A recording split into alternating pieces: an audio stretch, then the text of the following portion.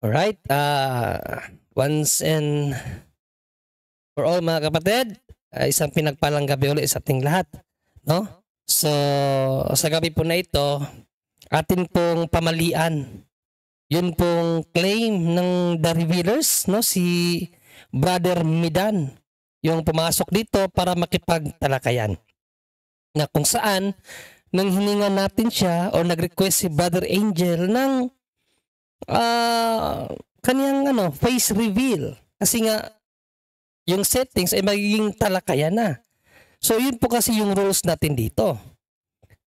Na kung maaari, yung makikipagtalakayan, just for transparency, sana magpakita ng muka.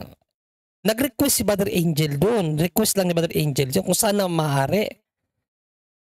At pakinggan natin mamaya yung kanyang naging tugon doon, no? Kasi para sa kanya, hindi naman daw need yung face reveal kasi yun daw ang parang ginagawa ni San Pablo gamit ang Galatia 1:22 na para bang no need na nila magpakita o mag-face reveal dahil yun ang gawain ni San Pablo. Kaya yun po ang ating pamalian mga kapatid. Okay, so stay tuned para po sa pag-aaral natin sa gabing ito para hindi tayo maguyo ng mga bulaang mga ngaral mga kapatid.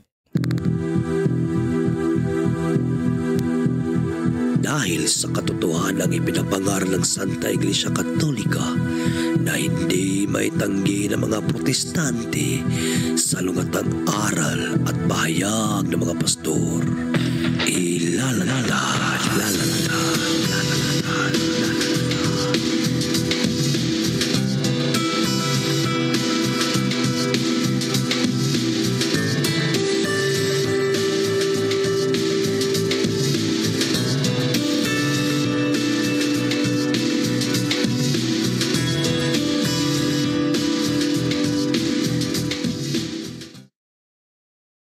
bag sauce in behead.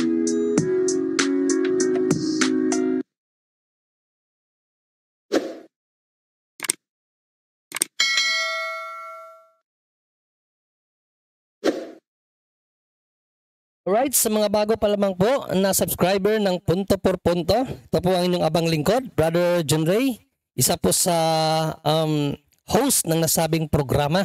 At meron din po tayong sariling programa mga kapatid na kaabag sa Simbahan YouTube channel. So maaari po kayong bumisita doon at tingnan po yung mga uploaded videos na atin pong ini-upload at abangan yung mga live streaming natin kasama ang Punto por Punto mga kapatid. At huwag niyo po sanang kalimutan na i-like at i-share yung mga videos natin at paki-subscribe na rin at pa-click yung notification bell para palagi po kayong ma-update every time po na tayo ay mag-upload ng video or i-ire sa YouTube. Maraming salamat po mga kapatid. At hindi na po natin patatagalin ang ating pong pag-aaralan ngayon. Itong Galatians 1:22, no, na para sa mga The Revealers, no, ang isang unofficial vloggers ng INC, ginagamit nila para maitago nila ang kanilang mukha sa mga tao. Particularly sa mga titirahin nila mga kapatid. Kaya sa claim nila na yung Galatia 1:22 ay paraan ni San Pablo para ikubli ang kanyang mukha sa mga tao, pamamalian po natin yun mga kapatid. No? Dahil hindi po yun ang nais na ipahiwatig ng nasabing talata mga kapatid. Pero bago yan, basahin muna natin itong sulat ni Apostol na Pedro sa mga tao na nagbabasa sa sulat ni San Pablo na ibig iniiba ang konteksto. Ano ba ang paalala ni Apostol na Pedro sa mga taong nagbabasa ng mga sulat ni San Pablo na iniiba ang konteksto mga kapatid? Basahin muna natin. Sabi dito sa ikalawang Pedro 3:15, 16 mga kapatid, ito po ang ating mababasa. Isipin ninyong kaya nagtitimpi ang Panginoon ay upang bigyan kayo ng pagkakataong maligtas. Yan ang isinulat sa inyo ng kapatid nating si Pablo. Taglay ang karunungang kaloob sa kanya ng Diyos. Sa lahat ng sulat niya tungkol sa paksang ito, ganito ang lagi niyang paalala. May ilang bahagi sa kanyang mga sulat ay mahirap unawain at binibigyan ng maling kahulugan ng mga mangmang at magugulo ang pag-iisip. Ganyan din ang kanilang ginagawa sa ibang mga kasulatan. Kaya nga't ipinapahamak nila ang kanilang sarili. So mga kapatid, biblically speaking, ang mga apostol mayroon ng babala sa mga tao na nagbabasa ng banal na kasulatan, particularly sa sulat ni San Pablo na mayroon daw mga bahagi na mahirap unawain na pilit iniiba ng mga taong mangmang at magugulo ang pag-iisip. So yun po ang kalimitan na ginagawa ng mga taong mangmang at magugulo ang pag-iisip. Ngayon, bago natin balikan yung talata at ipaliwanag, pakinggan muna natin ng bahagya, no? Yung pahayag ni Midan, Brother Midan, sa programang The Revealers, nung pinakiusapan siya ni Brother Angel na kung maaari magpakita siya ng mukha. So pakinggan mo natin yung mga kaunting bahagi, mga kapatid, kung saan ginamit niya ang talatang Galatia 1:22 para ikubli ang kanyang mukha sa kanyang mga kaharap o maging sa kanyang pangangaral sa salita ng Diyos, mga kapatid. Pakinggan muna natin ang bahagya ng nasabing pangyayari. Bro Jando? Bro Jando, baka pwedeng mag-request kay Brother Midan, no? Total kilala naman siya na baka naman pwede mag-request Bro Midan, no? Kapatid, baka pwede ka naman mag-open cam kaya? Okay lang ba sa'yo? Ang totoo po, Kuya Angel, hindi po kilala ng followers ko ang boses na naririnig po ninyo ngayon. Ang kilala nilang boses ko ay may voice changer. Ba't pa kasi nabubuss changer ba kayo? Hindi, kung nasa katotohanan kasi tayo, wala tayong dapat itago. Bakit kailangan ng mga ganyan-ganyan, bro? Kasi dito live na, kitang-kita si Bro Jando at si Bro Wendell, bro. Namin, nakikita yung mukha namin. Yan pong binabanggit ninyo, policy of ad hominem po yan, Brother Angel. Hindi pala si Dominim yan, bro. Hindi ka naman na-atake. Nag-request lang naman siya. Nag-request lang naman siya kung maaari ba ilabas yung mukha. Hindi ad hominem fallacy yun. Ad hominem is attacking directly sa personal kaysa sa topic na pinag-uusapan. Yun ang ad hominem. Ayan, no? So, napangaralan, tuloy siya ni Brother Jando. Hinihingan lang na kung maaari, pakiusap ba? Ad hominem daw.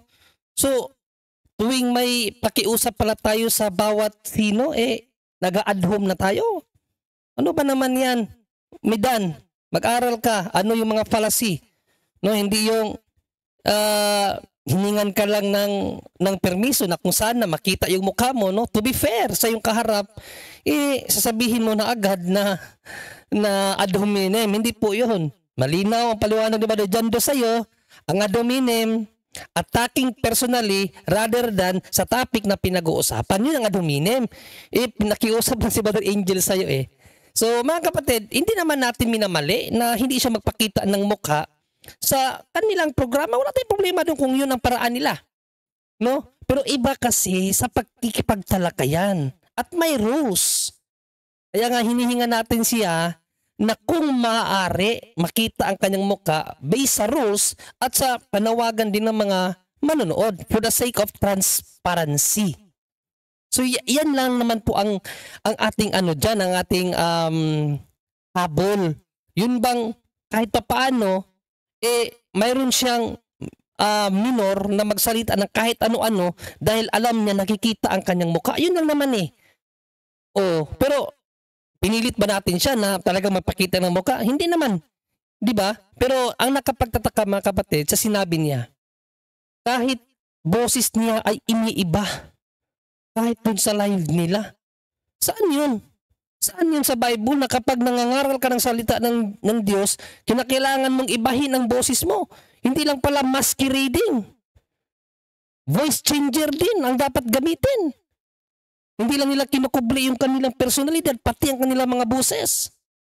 Saan yun sa Bible na dapat ganun ang way of preaching mga kapatid? Diba? So doon pa lang may something. Kaduwagan ba? Or ano? I don't know.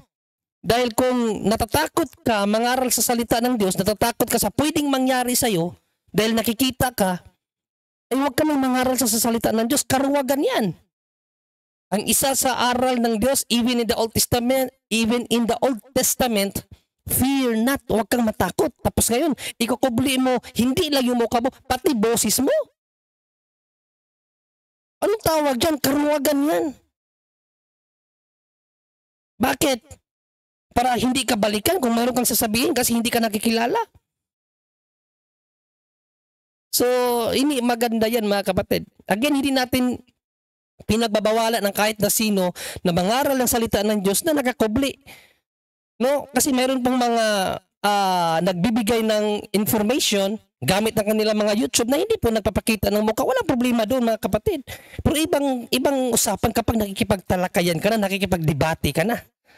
Tapos ngayon gagamitin mo ang salita ng Diyos para dyan sa mali mong filosofiya na dapat nakakubli ang mukha, tapos iniiba ang boses. Gagamitin mo ang banal na kasulatan, sasabihin natin na katulad ni San Pablo.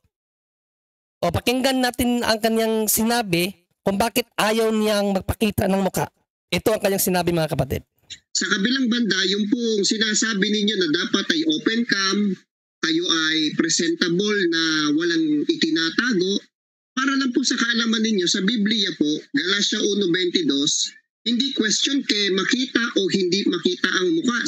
Sabi kasi sa talata, si Pablo nang mangaral siya, ang sabi po dito, hindi pa ako nakikilala sa mukha ng mga iglesia ng Judea na pawang kay Kristo. At isa pang pinakamatibay na pagbabasihan po natin, sabi po ni Kristo, mapapalad ang mga hindi nakakakita sa akin, ngunit nagsisisampalataya. Kaya hindi question ang mukha ng isang midan mula sa The Revealers, sapagkat hindi sa mukha ko nakasalig ang aming pananampalataya. Ayun, no?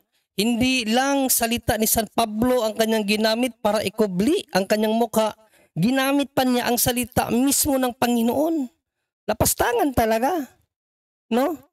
Ginagamit ang salita ng Panginoon para sa sariling kapakanan. Hindi po ganoon mga kapatid. Unang-una, ano ang sinabi ni St. Paul kung talagang sumusunod kayo kay St. Paul, Brother Namidan? Ano ang kanyang sinabi sa kanyang sulat sa mga taga-Korinto? Basahin muna natin. Kung papasabay ang interpretasyon mo na parang si San Pablo ba, hindi nakita ang kanyang mukha, mamaya i-reveal ko yan na mali ang interpretasyon mo. Pero ano ang sinabi ni St. Paul sa kanyang sulat sa mga taga-Korinto? Dahil si San Pablo, ikaka mo, ang ginagayahan mo. Ano ang sinabi ni St. Paul dito sa unang Korinto 11:1? Basahin ko siya sa Good News Translation mga kapatid. San Pablo pala ang gusto mong gayahin. Ano ang pahayag ni St. Paul? Ito mga kapatid ang sinabi ni St. Paul. Imitate me, then just as I imitate Christ. Gayahin niyo ako tulad ng paggaya ko kay Kristo. Yan ang sinabi ni St. Paul. Ngayon, dito tayo sa issue. Kinakailangan ba magpakita ng mukha or ikubli ang iyong mukha? Dahil si St. Paul, ang ginayahan niya ay si Kristo. Si Kristo ba nagkubli ng kanyang mukha? Yung sinabi mo na mapalad ang mga nakakita ngunit naniniwala, hindi yung tumutukoy sa literal na kaanyuan. Ibig sabihin, yung mga tao na wala sa panahon ni Kristo, pero naniniwala sa Kanya, yun ang point doon. Tayo ngayon ba, wala tayo sa panahon ni Kristo, pero naniniwala tayo sa Kanya, nanampalataya tayo sa Kanya. Yun ang ibig sabihin nun, na mapalad yung mga hindi nakakakita sa akin, ngunit naniniwala. Kaysa mga tao sa panahon niya, mga Hudiyo, na nakikita nila si Kristo pero hindi nila pinanampalatayanan. Yun po ang point doon. Hindi yun nangangahulugan na si Panginoong Kristo hindi nagpapakita ng mukha. Dahil biblik. Yes, Brother Angel. Hindi yun sa ibig sabihin pagtatago ng mukha. Correct. Hindi yun nangangahulugan na itago ang mukha. Bakit? Bakit nasabi? Bakit natin nasabi mga kapatid na hindi nagtatago ng mukha ang ating Panginoong Kristo?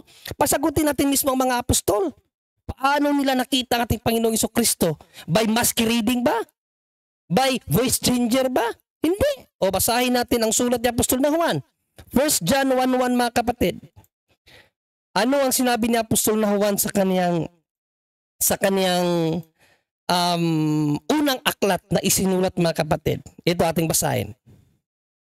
Yaong buhat sa pasimula, ibig sabihin nito ating Panginoong Kristo, yaong aming narinig, yaong nakita ng aming mga mata, yaong aming namasdan, nahipo at ng aming mga kamay tungkol sa salita ng buhay.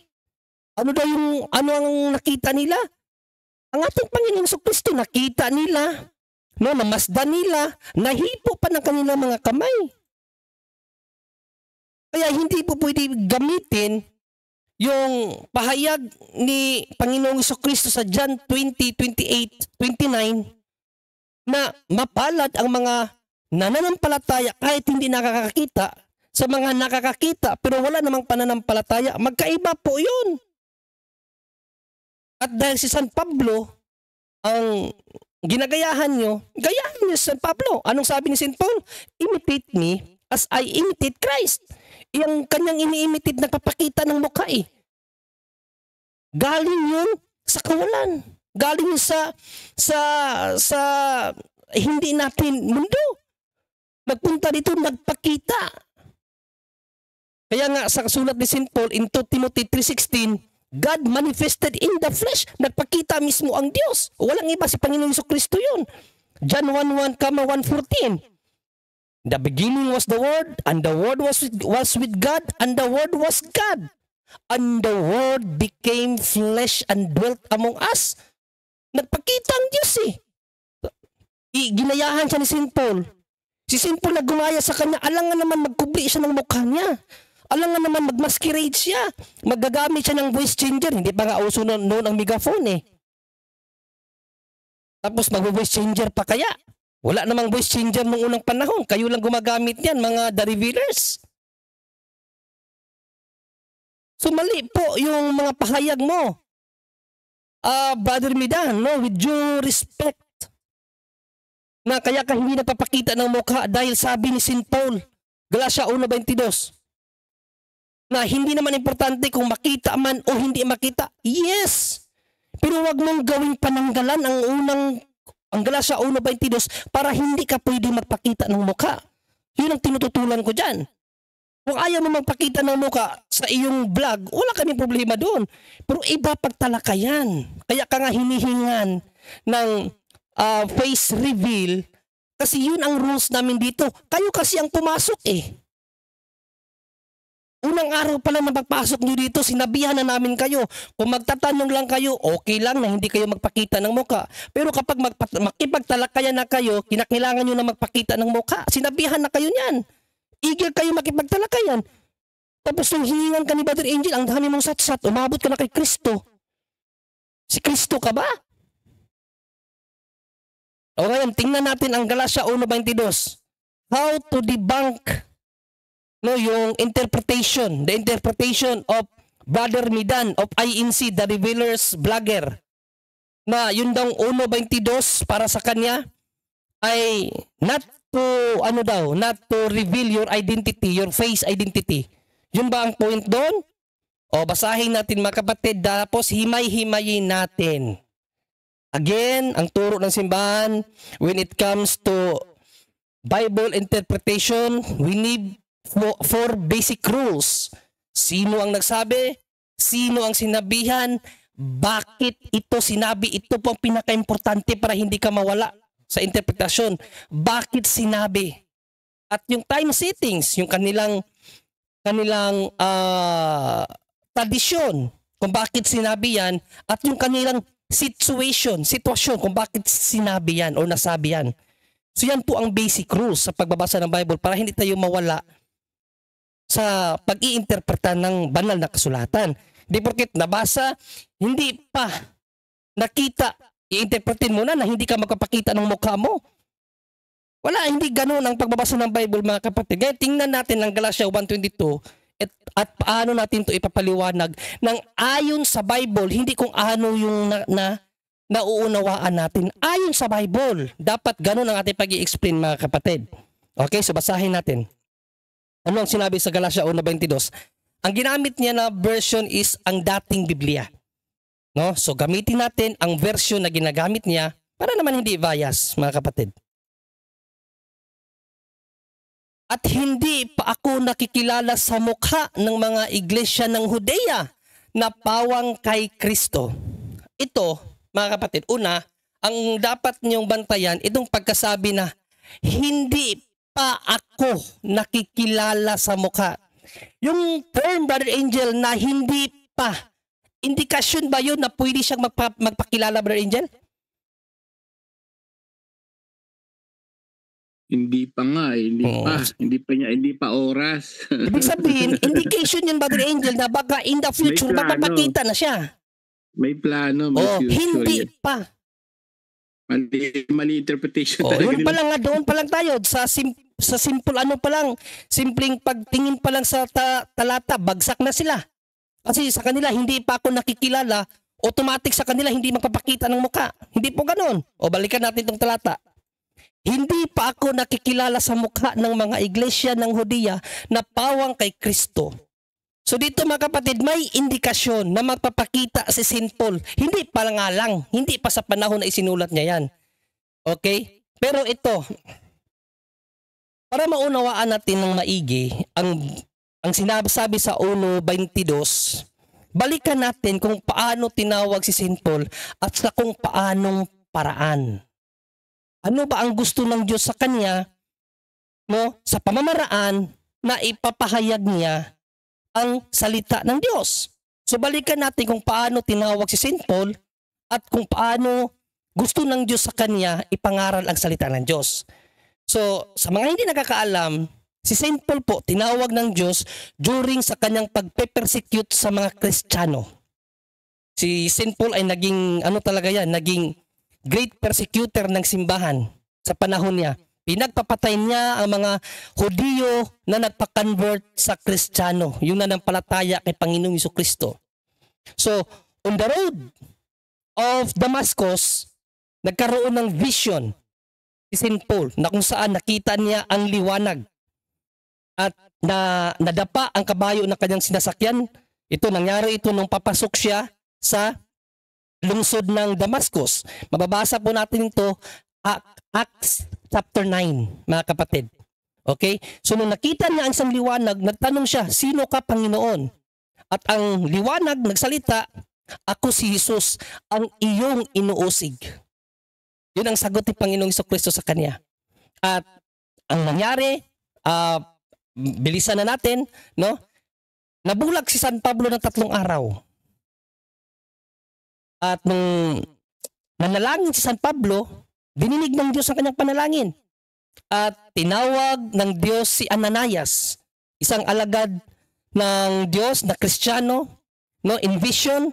Kinausap si Ananias ng Diyos na puntahan si Pablo para mapanalanginan at gumaling ang kanyang pagkabulag dahil gagamitin siya ng Panginoon sa pagpapahayag ng ebanghelyo sa mga hintil, sa mga hari, at sa mga anak ni Israel. So babasahin natin ang talata sa Gawa 9:10 hanggang 15 para malaman natin, mga kapatid, ang nais ng Diyos na gawin ni St. Paul sa pagpapalaganap sa ebanghelyo ng ating Panginoong Jesucristo.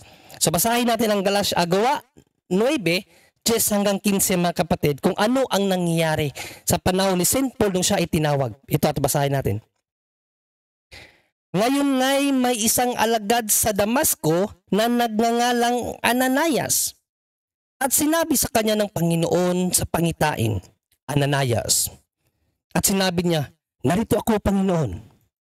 At sinabi sa kanya ng Panginoon, magtindig ka at pumaroon sa lansangang tinatawag na Matuwid. At ipagtanong mo sa bahay ni Judas, ang isa sa nagngangalang Saulo, lalaking taga Tarso, sapagkat narito siya'y nananalangin. At nakita niya ang isang lalaking nagngangalang Ananias na pumapasok at ipinapatong ang kanyang mga kamay sa kanya upang tanggapin niya ang kanyang paningin. Ngunit sumagot si Ananias, Panginoon, nabalitaan ko sa marami ang tungkol sa taong ito, kung gaano karaming kasamaan ang ginawa niya sa iyong mga banal sa Jerusalem. At dito, siya'y may kapahintulutan ng mga pangulong saserdote na gapusin ang lahat ng mga nagsisitawag sa iyong pangalan.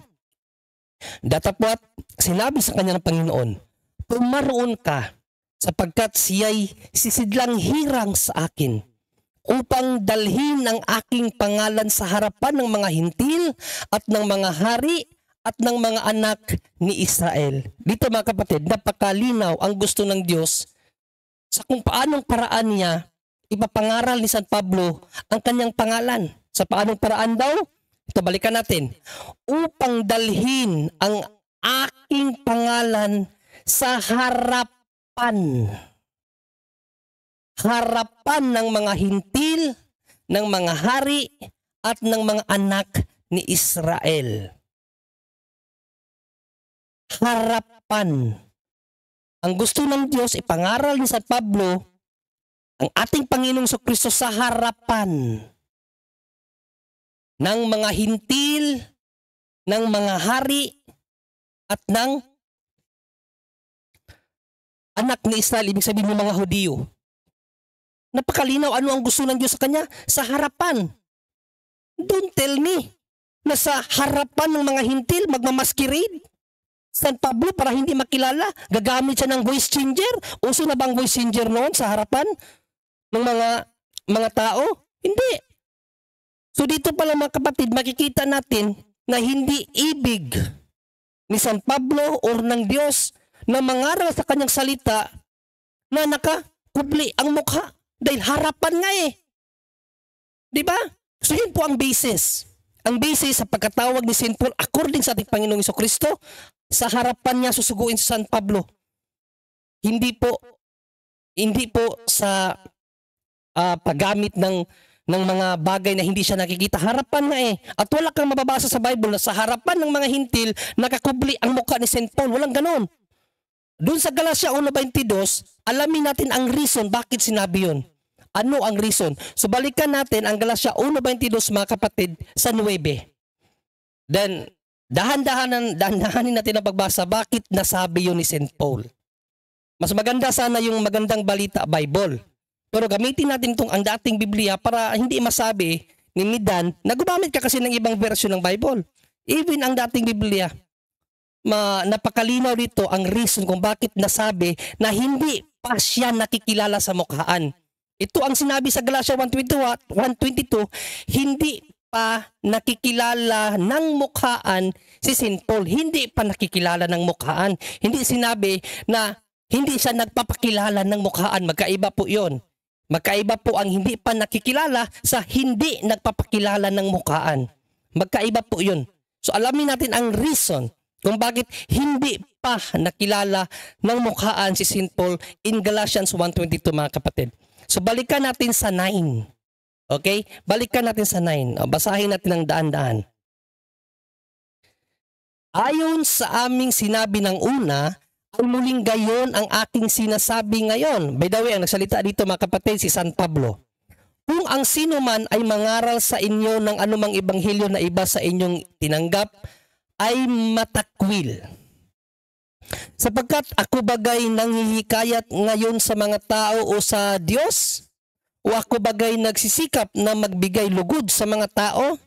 Kung ako'y magbibigay lugod pa sa mga tao, ay hindi ako magiging alipin ni Kristo.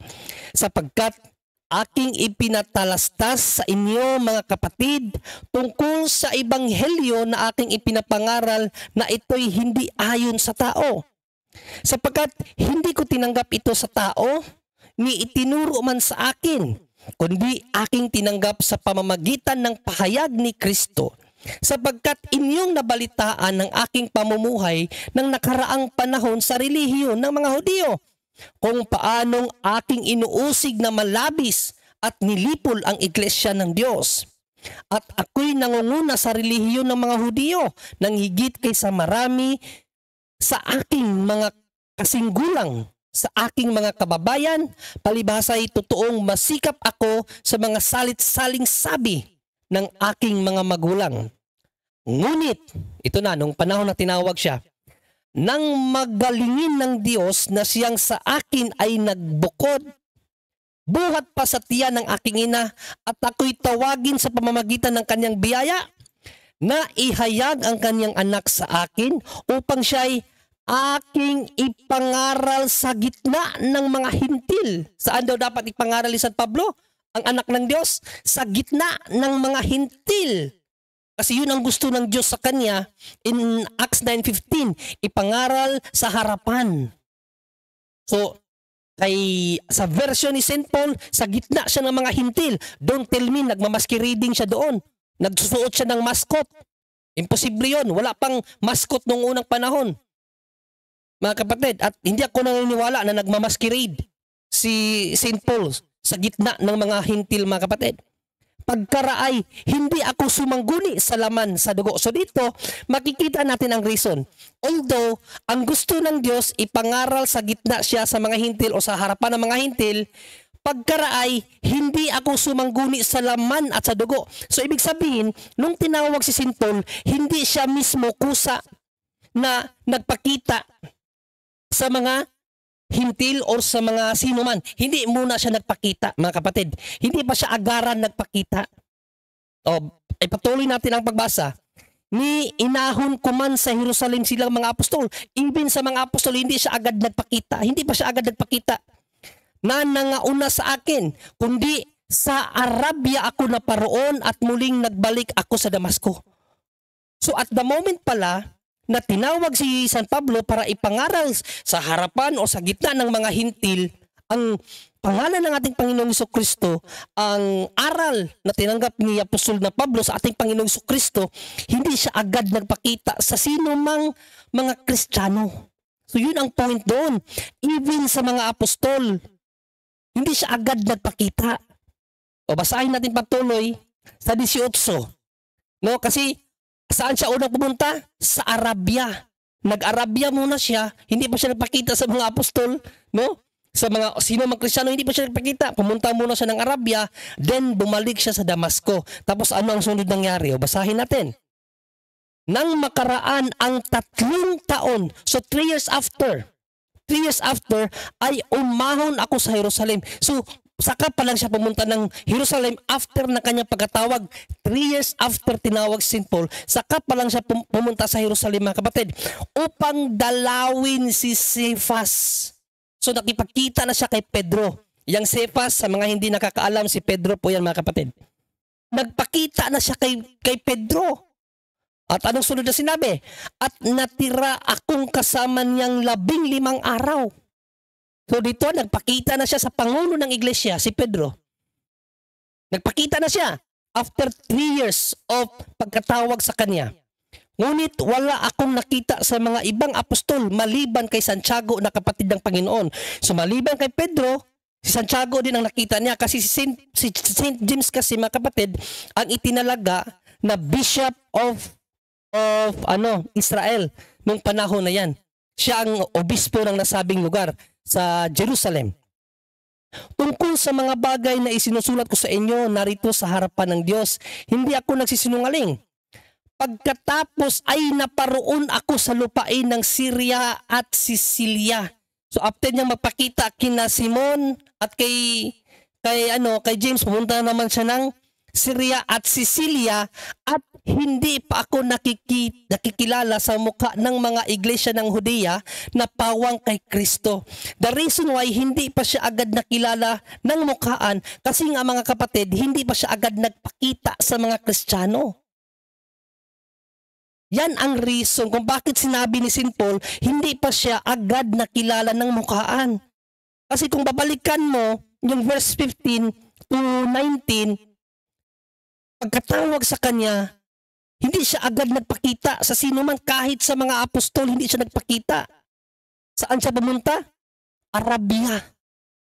Pumunta muna siya ng Arabia and then Damasco. So, don't tell me doon sa Arabia, nagmaskiribing siya doon. Nakamask si St. Paul doon. I don't think so. Bakit? Ang utos sa kanya ng Diyos, harapan. At sinabi ni St. Paul sa sa Galatians 1:15, sa gitna ng mga hintil. So I don't think so na magmamaskirid siya. Bakit? Lalo hindi siya paniniwalaan ng mga hintil kung hindi siya magpapakilala. Di ba? Magpapahayag ka ng isang bagay tapos hindi ka magpapakilala. Anong iisipin ng tao sa iyo niyan? Bugos yan. Kasi kung totoo pang pinagsasabi niyan, magpapakita yan. Nakuha niyo yung lohika, mga kapatid. Di ba? So balikan natin, dahan-dahanin natin. Bakit sinabi sa Galatia 1:22 na hindi pa siya nakikilala ng mga taga-Judea? Dahil napakalinaw, kung umpisahan mo pagbasa sa 15, nung tinawag siya na mangaral sa gitna ng mga hintil, saan siya pumunta una? Sa Arabia. Hindi muna siya nagpakita sa kahit na sino man, maging sa mga apostol. Nagpakita lamang siya una kay San Pedro, makalipas ang 3 taon. Yun po ang point. Yung Galatia 1:22 mga kapatid, kung babasahin mo yan sa Magandang Balita Biblia, past tense. Past tense siya. Basahin natin sa Galatia 1:22 sa Magandang Balita Bible. Hindi pa ako kilala noon ng mga mananampalataya kay Kristo na nasa Judea. So noon lang siya hindi kilala. How about nung time na nandun na siya, hindi ba siya dapat makilala? Logic. Di ba? Noon, sabi niya noon lang siya hindi kilala. Pero nung nandun na siya, kasi pumunta na siya doon Badily, nandun na siya. Nakipag-usap siya kay Pedro at kay Santiago, nandun siya. Kaya yung Galatia 1:22 na sinasabi ni Brother Midan ng The Revealers na pamamaraan ni San Pablo na hindi magpakita ng mukha. No. Kung babasahin mo lang ng maigi, pag-aaralan mo ng maigi, hindi yun ang punto. Hindi pa lang siya nakilala ng mga taga-Judea noon. Bakit? Pumunta muna siya ng Arabia, doon siya nangaral. Bago siya nagpakita sa mga Hudyo, kay San Pedro unang-una at kay Santiago. Ngayon, ang reason ng kanyang pagpasok dito, siyempre sa punto por punto, para i-correct kami sa tingin niyang tama. Kung sabaga, i-correct niya yung mga mali na aral natin dito sa punto por punto sa paningin niya. So dapat pangangaralan niya tayo, no? Kasi sa tingin niya siya yung tama, tayo ang mali. So pumasok siya dito para pangaralan tayo. Pero sa Bible, si St. Paul, nung nagkamali si San Pedro at itinama ni St. Paul si Pedro sa kanyang mali, anong ginawa ni St. Paul sa pagtatama kay Pedro? Nakakubli ba ang kanyang muka o harap-harapan niyang itinama si San Pedro, mga kapatid? Tingnan natin ang Galatia 2. Kasi sa Galatia 2, 14 years after na nung pumunta si St. Paul sa Jerusalem, no, after niya pumunta sa Arabia, di ba sabi doon 3 years. Pumunta siya sa Jerusalem, nagpakita siya kay St. Peter at kay Santiago. Tapos pumunta siya ng Sicilia at doon sa isa pang lugar.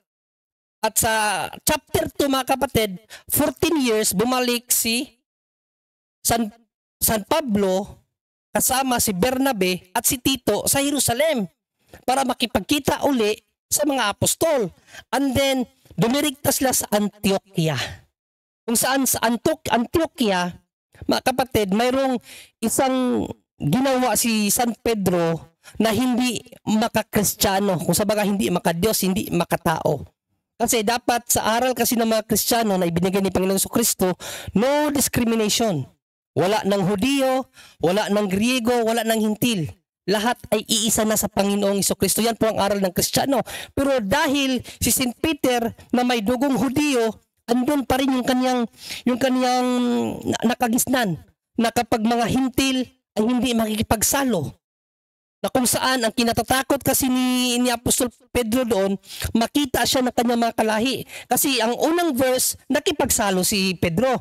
Pero nung dumating ang kanyang mga kalahi, humiwalay si Pedro, parang natakot siya, nahusgahan. Bakit nakikipaghalubilo sa mga Hintil? So yun ang nangyari, nakita ni St. Paul yun. Ano ang sinabi ni St. Paul siya? Itinama siya ni St. Paul, mga kapatid. Pero ang question ko, nung itinama si San Pedro ni St. Paul nung itinama niya Apostol na Pablo si San Pedro sa kanyang mali, nakamasquerade ba? Nakakubli ba ang mukha ni San Pablo? Or harap-harapan niyang itinama sa San Pedro, mga kapatid? O basahin natin ang Galatia 2, 1, 2, tapos ididikta na lang natin sa 11, no? Para hindi na masyadong mahaba yung babasahin natin. Ito ang ating mababasa, mga kapatid. Nang makaraan nga ang 14 na taon ay umahon akong muli sa Jerusalem na kasama si Bernabe at isinama ko rin naman si Tito. At ako'y umahon dahil sa pahayag at isinaysay ko sa harapan nila ang ebanghelyo na aking ipinapangaral sa gitna, don't tell me nagmasquerade siya dyan o nagsuot ng maskot, imposible yun, ng mga Hintil. Datapwat sa harapan ng mga dangal, ano daw? Ng mga dangal ay sa lihim, baka sa anumang paraan ako'y tatakbo o tumakbo ng walang kabuluhan. Ngayon, nung nagkamali na si St. Peter, nung pumunta sila sa Antioquia, ito po ang nangyari. Ngunit nang dumating si Cephas or si Pedro, itong Cephas, Pedro po yan, si Pedro, sa Antioquia, ay sumalansang ako sa kanya ng mukhaan. Ano daw? Sumalansang ng mukhaan sapagkat siya'y nararapat na hatulan. Basahin natin sa isang version ng Bible, sa Magandang Balita Biblia, mga kapatid. Ito ating mababasa. Subalit nang dumating si Pedro sa Antioquia, harap-harapan. Ano daw? Harap-harapan. Ibig sabihin, talagang face to face.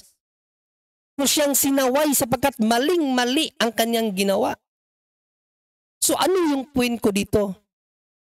Kapag gagamitin mo si St. Paul na para bang inilalagay mo ang sarili mo sa kanya at nangungureksyon ka ng mga tao, make it sure na katulad kay St. Paul. Kasi si St. Paul, nang nangungureksyon siya, harap-harapan. Itong si TR, The Revealers, isang INC, no? Na nagpakilalang Brother Midan. Hindi natin alam kung real name niya yan. So, mangungureksyon ka tapos nakakubli ang mukha mo. Tapos hahanapan ka ng mukha para maniwala kami sa iyo. Sasabihin mo para kay San Pablo. Sa Bisaya pa, mga kapatid, may expression ng mga Bisaya na waka tuyape. No? Nangangaral ka. Paano ka paniniwalaan ng tao na nakakubli yung mukha mo? Kaya nga ang sabi ng Diyos, tatawagin ko si San Pablo na ipangaral ako sa harapan. Sabi ni St. Paul, sa gitna ng mga Hintil siya nangaral. Sa gitna. Don't tell me, nagmamaskirade siya doon. Nagsusuot siya ng maskot. Di ba, mga kapatid? At again, Brother Midan, kung nanonood ka man ngayon, mangungureksyon ka para paniwalaan ka ng tao, dapat mukhaan. Tulad ng ginawa ko sa iyo. Kitang-kita mo ako paano kita ikinukorek sa mali mo. Dahil ganito sa St. Paul, mukhaan niyang itinatama ang pagkakamali na nakita niya na ginawa ni San Pedro. Ano ang sabi ni St. Paul? 1 Corinthians 11:1, imitate me as I imitate Christ. Si Kristo, hayag na hayag nagpakita ng kanyang mukha sa panahon niya. Kaya sabi ni Apostol na Juan, siya'y aming nakita, nahawakan at nahipo ng aming mga kamay. Kaya yung interpretasyon mo, Brother Midan, na katulad ka ni St. Paul, hindi nagpapakita ng muka, interpretasyon mo lang yon. Hindi yun ang ibig sabihin ni St. Paul. Alright? So hanggang dito na lang mga kapatid. Maraming salamat at naway marami kayong natutunan sa gabing ito.